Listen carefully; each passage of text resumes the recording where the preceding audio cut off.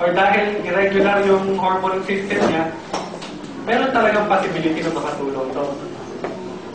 Pero, ang pagbubuntis talaga ay considered miracle.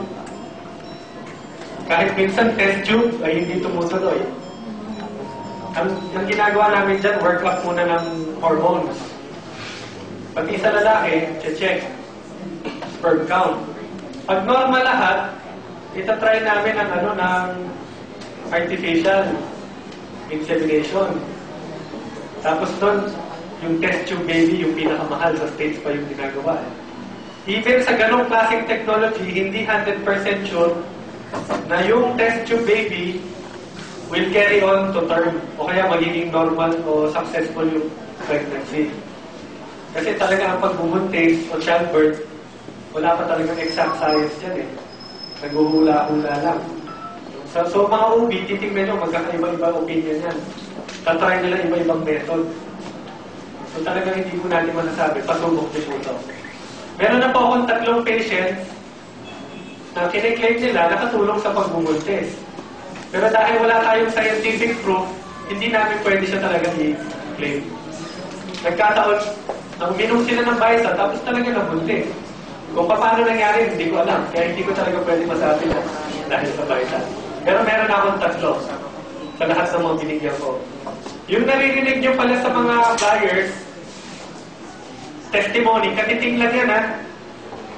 Nandito po ako nung baby pa lang yung programa nung 2005. Isa ako sa pinakaunang doktor na nag-volunteer po dito. So simula 2005 hanggang ngayon, ang dami po sa akin nagte-text ng mga benepisyo ng VitaPlus.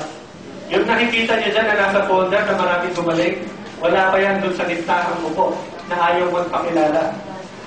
Kasi pag may sakit ka, yung iba talaga gusto private. Ayaw ikalat po sa iba. So, ine-expect namin na by then, siguro by 2 to 3 years, huwag kayong magulat kung talagang maganda ang effect ng VitaPlus, matagpuan nyo na yan sa lahat ng hospital. Kasi unti-unti namin nakuha ang mga doktor ngayon na ayaw maniwala.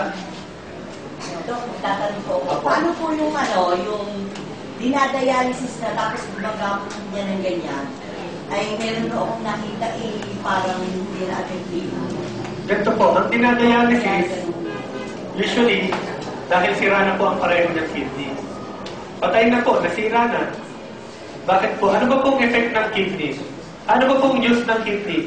Panglinis po yan ng dugo. Alam niyo ba po na lahat ng kinakain natin nakaka-affect halos sa kidney? Kumain ka ng maalat, sasakit ba tiyan mo? Hindi. Mahirapan ka ba umihi? Pwede. Alam niyo, pag nakakain ng maalat dati ang mga tao, binabalisaw-saw. After 30 minutes ng intake ng maalat o sodium, diretso kasi po yan almost sa kidney. Ang kidney po ang nagsiscreen ng lahat ng chemicals na kinakain mo sa mga tao. Swerte po tayo dati. Wala masyadong chemicals. Ano po ang usong sakit po sa kidney dati? Ang baduy na ng usong sakit po dati. Ito po ay survey ko po Hindi na po ito sa DOH. Ito po, dati balisaw-saw. Ngayon, ano po usong sakit? Dialysis. Dahil patay na yung kidney. Meron tayo sa gitna. Kidney stone. Dahil sa dami ng chemicals na kinakain natin, nagbubuo na sa loob ng kidney. Tapos nagpo-form sila ng bato. Ano yung sinasabi namin sa pasyente? Bawal magtigil ng ihi. Bakit? Kasi pag naipon yan doon, mas maraming nag-iipon ng mga chemicals na pwede magbuo sa bato. Ngayon naman, ano po yung napapansin namin? Kahit hindi ka magtigil ng ihi, prone ka magkaroon ng kidney stone sa dami ng chemicals na kinakain po natin ngayon. Ultimo gulay ngayon, may formalin na. Isda. Yun po yung reason kung bakit madami po ma'am ngayon dinadialysis. Pag nasira ang kidney, wala akong kilalang doktor o ospital na kayang ibalik yung patay, gawing buhay ulit. Irreversible ang kidney damage. Kaya pag nasira, hanggang kailan po dinadialysis?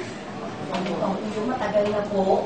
Usually po ma'am, hanggang mamatay na po yung pasyente. Usually dinadialysis. Kasi ang sira ng kidney, hindi na yung reverse. Unless, kumuha siya ng kidney sa kamag-anak, ilipat sa kanya. Transplant. Doon lang siya pwedeng tumigil sa dialysis. O kaya, mawala ng pera. Kasi napakamahal niyan. Kaya po ako nandito ngayon, yung lola ko po ay 2 weeks nang tinigil sa dialysis, naka-Vita Plus po siya. Isa rin yung reason, di ba sabi ni Doc Harry, lahat kami may kwento. Yung akin naman po, dialysis. So yung tita ko po na taga Las Piñas, 2 months nang dinadialysis, 2 weeks na ngayon nakatigil, normal pa rin ang kreya. Nakatulong sa pag-ihip.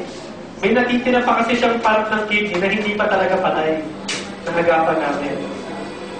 Ako, tatanong pa po. Ako. Pwede na po bang itigil ang pag-inom ng gamot na gagamit niya na ang sakit niya po ay hindi na rin po nagpa-function ng buto? 2080? Hindi ako nagpa-function ha. Bato. Bato. Sorry po. Okay. 2080 po yung bato niya, tapos yung creatinine niya mataas, tapos nalalason pa. Dinadialysis pa po siya. Hindi ho, ayaw magpa-dialysis. Pasubok po to. Ako po yun. Kayo pa po yun? Company talaga si Ma'am. Kasi wala ko itigil na yung mga gamot ko sa akin. Yan po kasi nilipin ko na. Sana sinabi niyo po sa akin na kanino. Ganito po. Ang meron pa po kayong limit sa pag-inom ng tubig. Ilang po? Opo. Ilang baso lang po kayo a day? Ano po yung... 3, 4, 1 liter per day. Kasi usually, ang limit namin is 1 liter per day. Mga 5, yan na rin po iniinom ko eh. O ganito po, diabetic po po kayo? Diabetic? Opo, diabetic din. Yung Nasa akin light na nga po. ako dati. Bagsak ko lahat yung linya, creatinine, hemoglobin, nalalason ko yung dugo ko, tapos UTI, at high blood pa po ako. Nasa akin na yun. Pero may Nabalik kasi ma'am ng sakit. Ma'am, ganito, ang suggestion ko po ay light yung ano po, inumin niyo po. Tatlong baso po per day or more. 3 hanggang 5. Kasi pag nag-5 kayong baso ng sweetened, baka maka-apekto rin sa blood sugar nyo. Kasi pag tumaas ang blood sugar, nasisira rin ulit yung kidney. So maganda, hanap po kayo ng dosing na hindi tataas ang blood sugar. Usually, ginagamit namin dyan, Vita Plus Light, less sugar. Para pwede nyo dagdagan yung inom nyo ng Vita Plus. Makatulong doon sa pag-ihi po. Subukan nyo po. Hindi po ito for all patients, ha? Pero marami na kaming pasyente na dinadialysis tinigil o itadialysis. So maganda po yung option kaysa sa naman dialysis ka agad. So bigyan natin ang pagkakataon na matry ng mga pasyente po ito. Dahil wala na po tayong oras, doon na po ako magpo-focus sa sakit po sa bulsa. So meron po akong tatawagin na doktor naman sa sakit po sa bulsa. Sino po dito yung mga may sakit sa bulsa? Importante po makinig po kayo dito sa doktor po natin. Natutuwa po ako dito dahil dati po siyang tricycle driver. Tapos isa na po siya sa pinakamagaling magpaliwanag ng marketing plan. Paano ba kumikita yung fishbowl network na gano'ng kalalaki? Hihimayin lang niya ng konti, mabilis lang naman po ito eh. Paano ang isang volunteer magkaroon ng extra income? So galing pa po ito ng Bahay Laguna, doon po siya namamasada. Tricycle driver po ito dati.